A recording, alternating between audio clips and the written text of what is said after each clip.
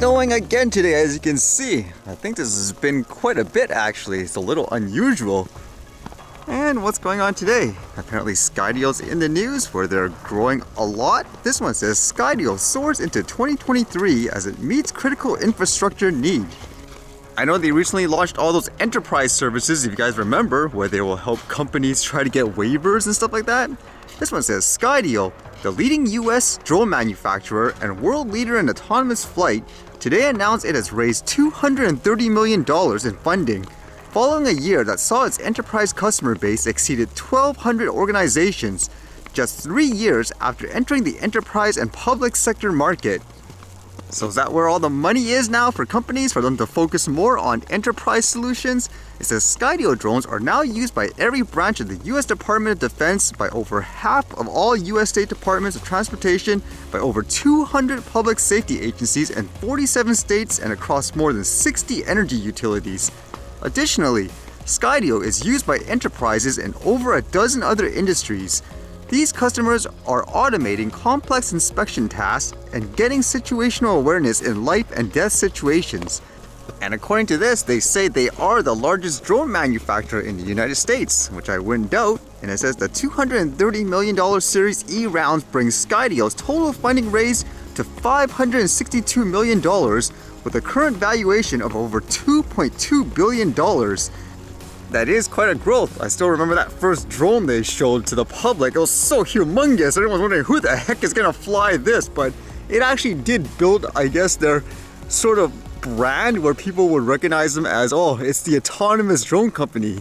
They did make a smaller one. It never, I think, caught on as big as the other ones, but ultimately going with the enterprise solution made them a lot of money. Will they focus on consumer goods and stuff still too? Who knows? And I was reading this a lot in the news today, which was kind of interesting. Apparently Disney is going to lose a lot of its self-governing rights. It's kind of funny because most people would just assume it's an entertainment company, like what's the difference between everyone else? But apparently they had a lot of special privileges, but now they're losing it. This one says dissolving the corporate kingdom. In 1967, the Florida legislature created the Reedy Creek Improvement District, which gifted extraordinary special privileges to a single corporation. Until Governor DeSantis acted, the Walt Disney Company maintained sole control over the district. This power amounted to an unaccountable corporate kingdom. Florida is placing the district into state receivership and beginning a new era of accountability and transparency. And according to this, in terms of all the things that would end, Disney's self-governing status, Disney's exemption from the Florida Building Code and Florida's Fire Prevention Code, Disney's exemption from state regulatory reviews and approvals, Disney's secrecy by ensuring transparency.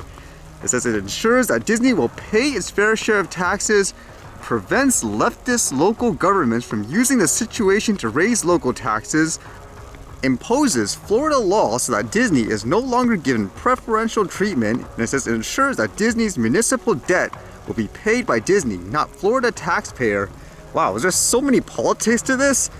I think just from what I gathered, there was some kind of issue where there was a bill, I believe, that says something like you can't teach, I guess, kids sexual courses or courses related to sex, and it was being dubbed as a do not say gay bill or something like that. So there was an argument where people were misrepresenting this and that, and I guess Disney played a big part of it. That apparently made, I guess, the people in the state upset that were in charge, and now they're taking away their privileges. And I kind of get that right just based on what I read quickly.